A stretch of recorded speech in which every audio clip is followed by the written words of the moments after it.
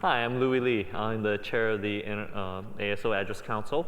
Yes, you did see that this is the NRO Number Council report. I'll get into the distinction in a little bit.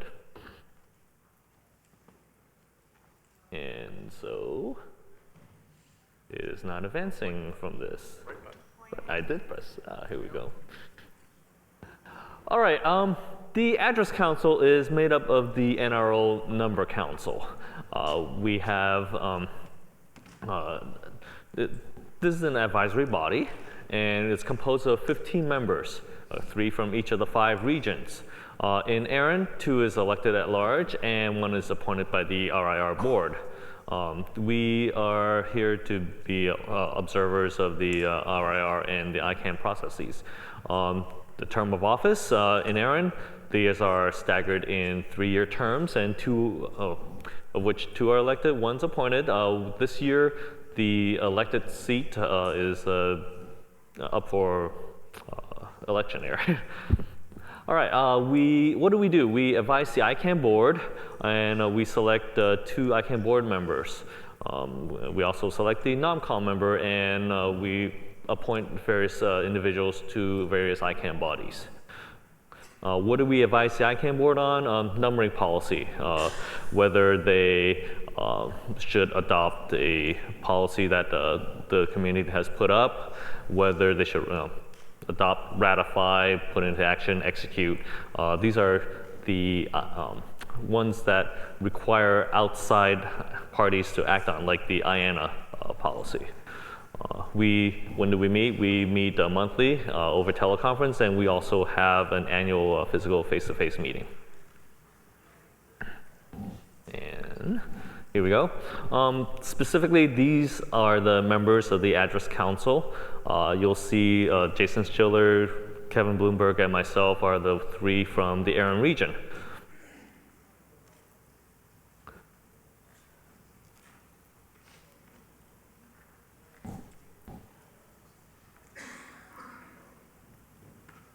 And I believe my clicker may need new batteries.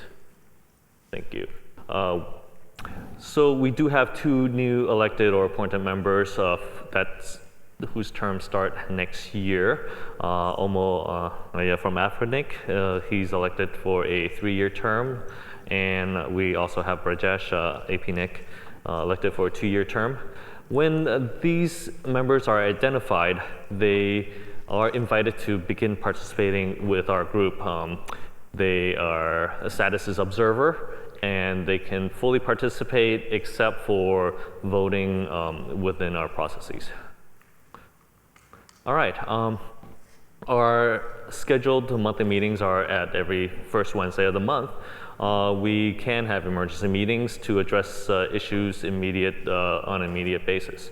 For instance, issues that may be identified at an ARIN meeting, there may be a chance to say, kick off some process, some way to look at issues before the next ARIN meeting, so that maybe we can advise the group what changes might need to be made to address certain issues. Since the last ARIN meeting, we've met 5 times, teleconference and 1 face-to-face meeting.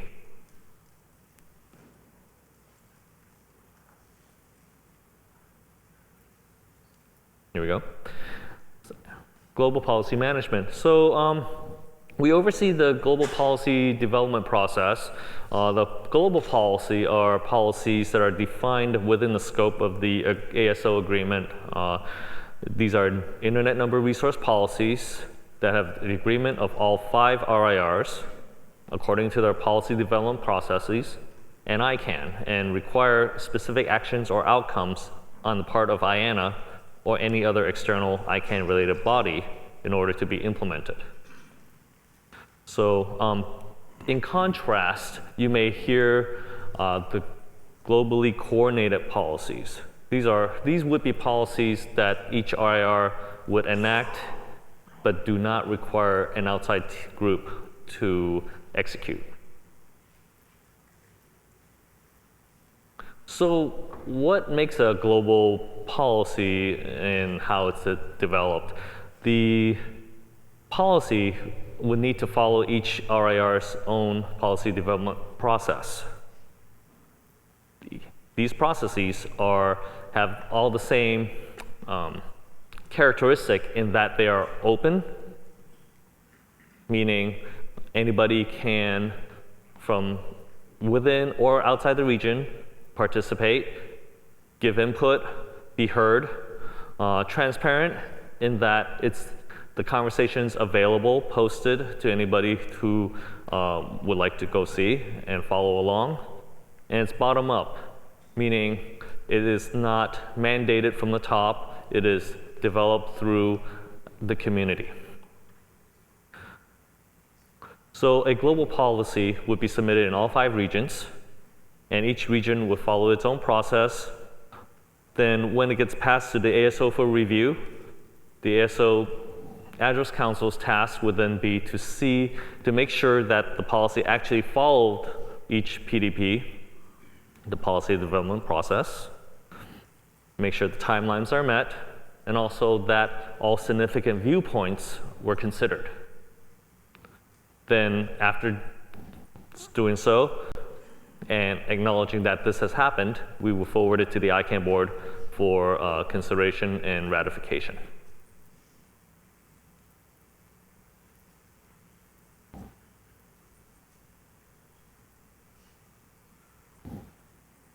Oh, there we go. The light's not coming on consistently. Okay, currently there are no global policy proposals being put through the development process. But as I mentioned, that there may be a coordinated policy that you may hear about soon. Thank you. So recently, we did appoint Akanori Miyamura to serve as C10 on the ICANN Board of Directors. We had a many-month process in order to go through the selection process with a nomination, comment, interview, and due diligence phase. There we go. So in June, at the Helsinki ICANN meeting, we held a public session to inform the ICANN community what's a policy for Columbus community, how's it developed. We gave a summary of what are the current policies that we're putting through, categorized. So here's a set of transfer policies, here's a set of WHOIS policies, and we would also invite them to come join us. We had meetings with the ICANN board members with the number community. We also held a face-to-face meeting.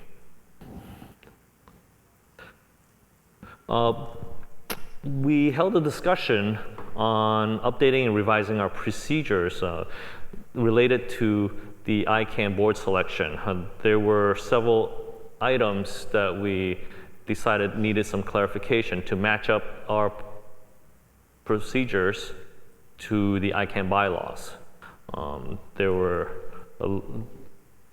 some clarification needed because, for instance, the ICANN bylaws reference that should a member of the ASO or any other supporting organization have a member standing up to be a candidate for an ICANN board, then that person should not participate in any of the process for that election. Makes sense, but at some point during our selection process, we had 2 members that were candidates, but one of them was no longer a candidate, and we had to decide that, well, if this person is no longer a candidate, then can that person participate? And we made the clarification that if the person had even accepted the nomination, then that person is no longer available to participate in the process through to the end, rather than just the status of whether it's a candidate or not. We made an appointment.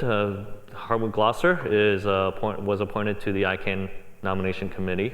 The non-com, along with appointing members to the ICANN board, has appointments to various other ICANN bodies also. So if you'd like to see what other activities we're involved in, please go to our website, www.aso.icann.org. Thank you very much. Questions for Louis? Yes, Owen. Owen DeLong, ARIN Advisory Council. There's a lot of dependencies and whatnot in there that reference ICANN directly. Given the status of the SLA and the fact that ICANN can at some point in the future be replaced by somebody else by this community, if that should come up, is there any move to make that more generic to the person holding the IANA contract rather than specific to ICANN? Yeah, let me address that. So recognize there's two very distinct relationships with ICANN.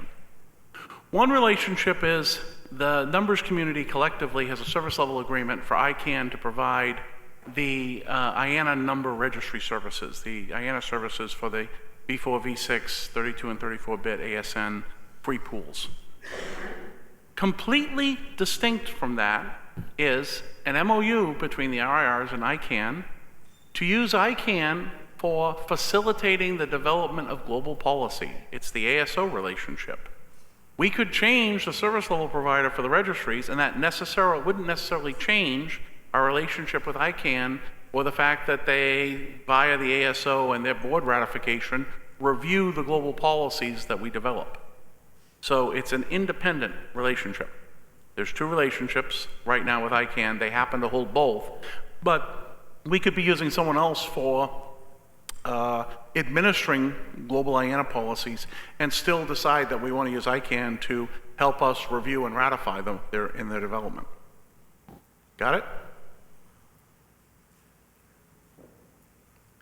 Got it. Are we permanently, forevermore locked into the ASO being a function provided by ICANN with no choice, or is that a contract that we apply to ICANN independently also as a second contract that could be moved as well?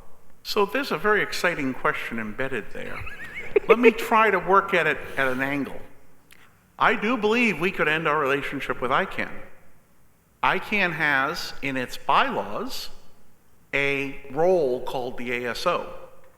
And its bylaws presently say the NRO, the 5 RIRs collectively, should fulfill that role. If we stopped using ICANN via our MOU with them, it's not clear that they would decide that they don't need an ASO and still have someone else fulfill that function. They have a role for an ASO in their functions within ICANN. So for example, they want to have number community representatives on their board. They might decide to find some other way to get those appointments for those 2 seats. They want to have an empowered community that helps provide oversight to ICANN, which is made up of representatives, including the ASO holds a seat on the empowered community. They might decide, well, if the RIRs collectively aren't going to be the ASO, then how will they go about getting number community representation that they want for their governance functions? I guess I'm a little bit confused as to what governance functions they would have related to numbers remaining if we moved the SLA off of ICANN and moved the IANA function out of ICANN. And so where would that remain relevant? The IANA function is an administrative function. It's a clerical function. It is much like who we have cater the event here. You change the caterer, it doesn't change ICANN. If we change to a different IANA, none of that changes the ASO-ICANN relationship unless we sit down and talk to them about what that change is. Yeah, no, I get that, Yep. but their purpose is to, the purpose of that relationship, as I understand it, has basically 2 functions and only 2 functions, and that is global policy that dictates how the IANA does its thing, and creating new RIRs. Actually, it includes a role in helping assure the stability and security of the Internet Identifier system, ecosystem. That's how ICANN defines its mission. So if they're going to be doing that, and that includes numbers, it's probably good for us to talk to them. I see someone in the back who may have knowledge of this. Mr. Ron De Silva, you want to speak? Thanks. Ron De Silva, ICANN Board of Directors. I think it's important to note that in the whole policy development process in ICANN, there are various constituents or components that comprises the multi-stakeholder model that's embraced there. The ASO, the Address Serving Organization, which is defined in the bylaws, is just one of 7. There's the Government Advisory Council that has all the governments represented. That's one of those groups, right? So this is just a construct for how policies develop within ICANN. So the ASO function, like John described, is an ICANN thing, and the RARs have come together with understanding and agreement with ICANN that they will fulfill through the NRO that function that is described within the ICANN ecosystem. So and I think your questioning is if specifically around the IANA functions, right? That's just a service agreement that is, information that's stored in a database on behalf of the registries with regards to numberings. If that is portable and if it's moved and it's carried on to another organization or another entity to fulfill that service agreement, that is completely independent of still the need to have this multi-stakeholder model that is embraced within ICANN. And having the addressing community participate in that is why there is an ASO described. So as John is saying, they're 2 very different things. The need to have accurate numbering and registry information through the IANA contract is one thing. And then participating in the multi-stakeholder model on behalf of the internet numbering community is a separate item. Does that make sense? Yeah, I'll take it offline. Very good. Any other questions for Louis? Or my hat. For Louis' hat? Okay, thank you.